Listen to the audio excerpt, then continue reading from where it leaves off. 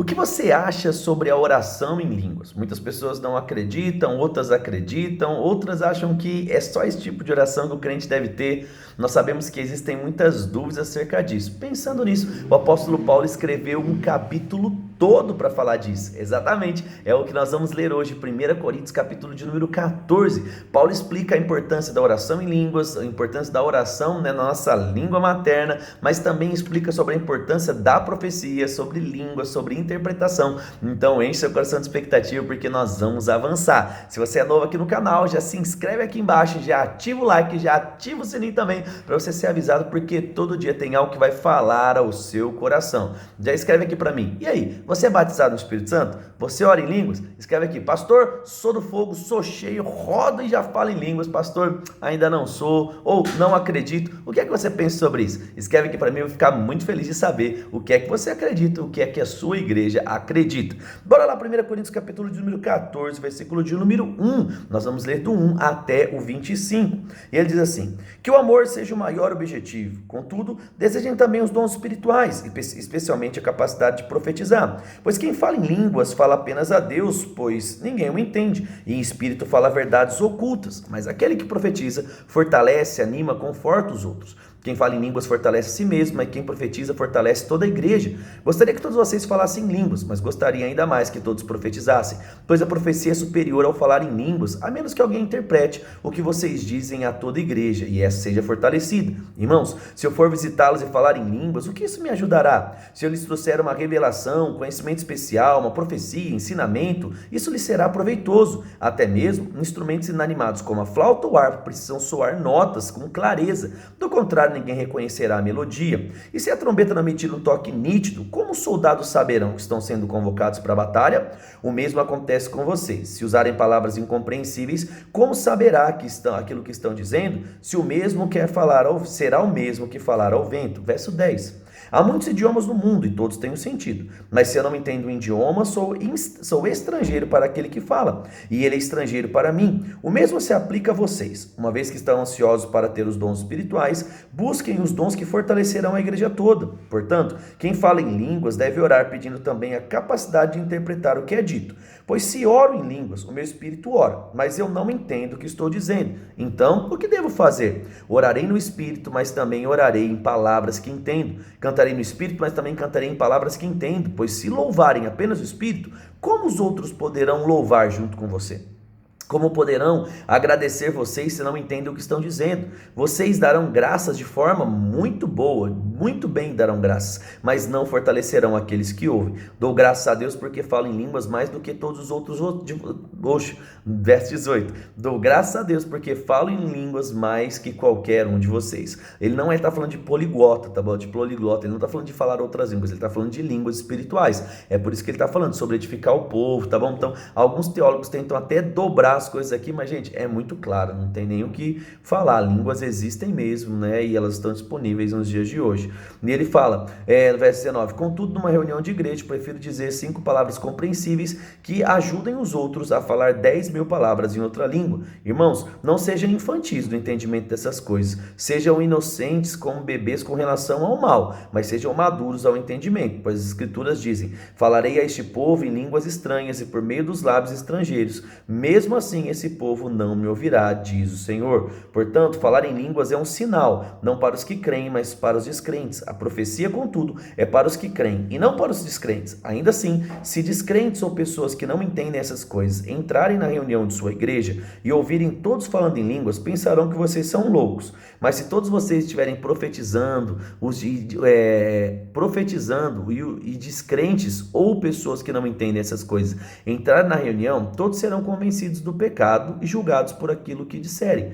Ao ouvirem os pensamentos secretos deles serão revelados, e eles cairão de joelhos e adorarão a Deus, declarando: de fato, Deus está no meio de vocês. Então, o que ele está falando aqui? Ele fala assim, primeira coisa, línguas servem para edificação pessoal. Se tiver interpretação, edifica o próximo. Então, ele fala, num contexto público de culto, que é esse o objetivo da carta, ele diz, é muito melhor você profetizar para que todos entendam, do que você ficar gastando ali tempo orando em línguas. Pastor, mas às vezes o pastor chama a gente para orar um tempo em línguas. Pode ser, não tem problema nenhum, desde que você entenda que essas línguas, elas estão produzindo algo em você, sem interpretação só toca você, com interpretação toca os outros, tá bom? Bora lá então agora, 2 Reis, a gente viu, não é, Deus dando aqui comida para o povo que estava morrendo de fome, não é, através daquilo que Eliseu disse, um milagre aconteceu. Deus colocou o exército inimigo para correr, ouviram barulhos lá e falaram: meu Deus, vamos correr porque senão a gente vai morrer.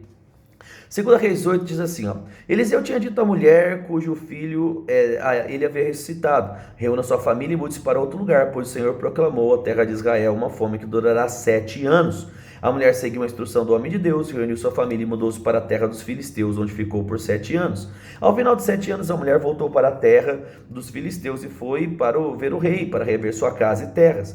Quando ela chegou, o rei falava com Geazi, o servo do homem de Deus, e o rei havia acabado de dizer: conte-me alguns dos grandes feitos de Eliseu. E Geazi lhe falava sobre a ocasião em que Eliseu havia ressuscitado o menino. Naquele exato momento, a mãe do menino entrou, se apresentou ao rei e fez a sua petição para reaver as casas e terras. Veja, meu senhor, ó rei, exclamou Geazi, essa é a mulher e este é o filho dela que Eliseu ressuscitou. É verdade? Perguntou o rei à mulher. E ela lhe contou o que havia acontecido. Então o rei ordenou a um de seus oficiais: providencie que tudo seja devolvido a ela, incluindo o valor das colheitas realizadas durante o tempo que esteve ausente. Eliseu foi a Damasco, capital da Síria, onde o rei Ben-Hadad estava doente. Quando alguém disse ao rei que o homem de Deus tinha chegado, o rei disse a Hazael: leve um presente para o homem de Deus, depois peça que ele pergunte ao Senhor se eu vou recuperar-me dessa doença. Hazael levou consigo um presente de 40 camelos carregados com os melhores produtos de Damasco.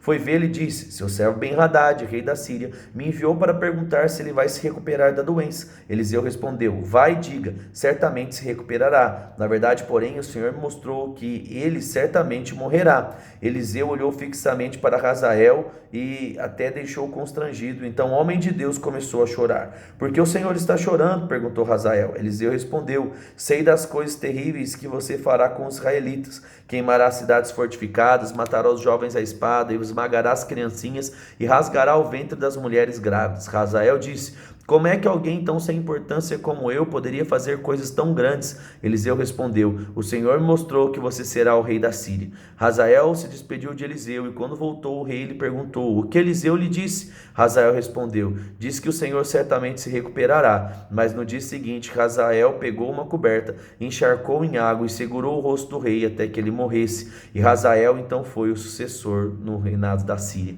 Olha aí, cara, que louco, né? Quando Eliseu contou, o negócio subiu no coração do cara, o cara assassinou o rei. Misericórdia.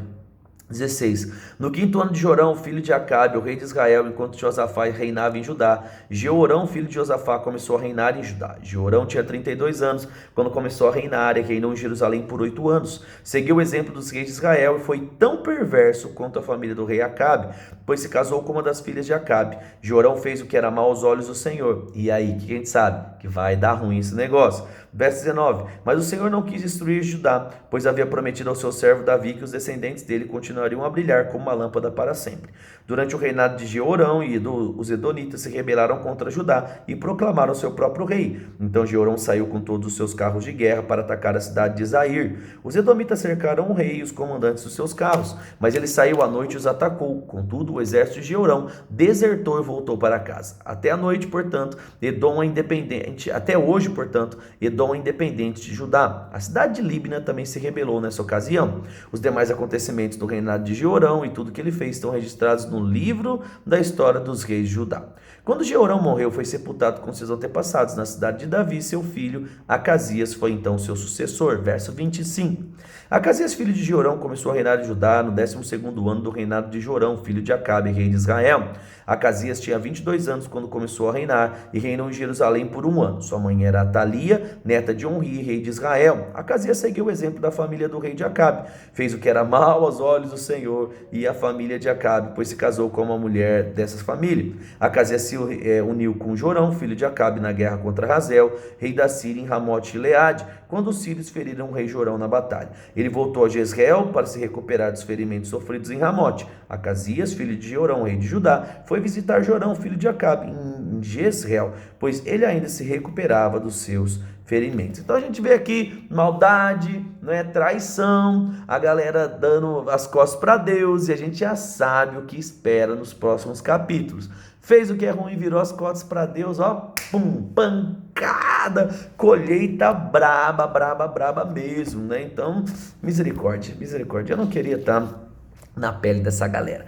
Bora então para a gente finalizar a leitura de hoje, Jonas 3:1 diz assim: Depois disso o Senhor falou com Jonas pela segunda vez: apronte-se e vá à grande cidade de Nínive e transmita a mensagem que lhe dei. Dessa vez Jonas obedeceu, aê! A ordem, não é? E foi para Nínive, uma cidade tão grande que era necessário 3 dias para percorrê-la inteira. No dia em que Jonas entrou na cidade, proclamou às multidões: daqui a 40 dias Nínive será destruída. Os habitantes de Nínive creram em Deus e, desde o mais importante até o mais humilde, declararam um jejum e se vestiram de pano de saco.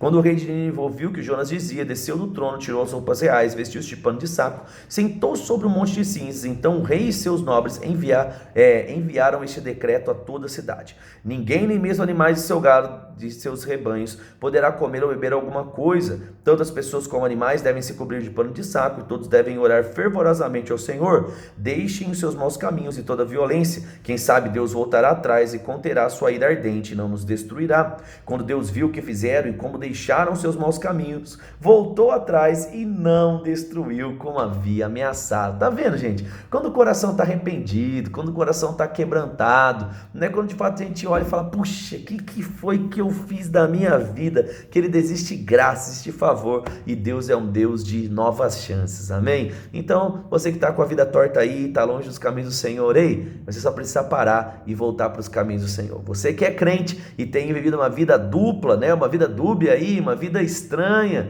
é uma oportunidade que Deus te dá hoje. Se arrependa, né? Volte para os caminhos do Senhor, comece a praticar a palavra, ande em fidelidade, ande em generosidade, querido, ande em amor, em perdão, e eu tenho certeza que coisas lindas vão acontecer na sua vida. Amém? O que é que Deus falou com você hoje? É sobre perdão? Escreve aqui embaixo para mim. É sobre amor? O que é que mais chamou a sua atenção? Fidelidade? Qual é a palavra que hoje arde no seu coração depois dessa leitura? Vamos orar? Pai, eu te agradeço pelo dia de hoje, te agradeço por tantas coisas que o Senhor tem feito e ainda vai fazer. Eu declaro mesmo o melhor do Senhor acontecendo na vida de cada um dos meus irmãos. Eu oro para que o teu santo nome seja exaltado através dos frutos, Pai, que vão acontecer pela prática da palavra, por tudo aquilo que nós temos lido, aprendido, e nós vamos trazer, Pai, para o nosso dia a dia. Te agradeço por tudo que o Senhor fez e vai fazer, no nome de Jesus, amém. Manda esse vídeo lá no grupo da família, manda um vídeo no grupo do departamento da sua igreja, fala: galera, vamos ler a Bíblia junto, vamos fazer um desafio de ficar aqui, ó, o ano todo lendo a Bíblia, vamos fazer um desafio, ó, 7 dias, 10, 20, sem furar. Eu tenho certeza, querido, que Deus vai acrescentar muita coisa ao seu coração.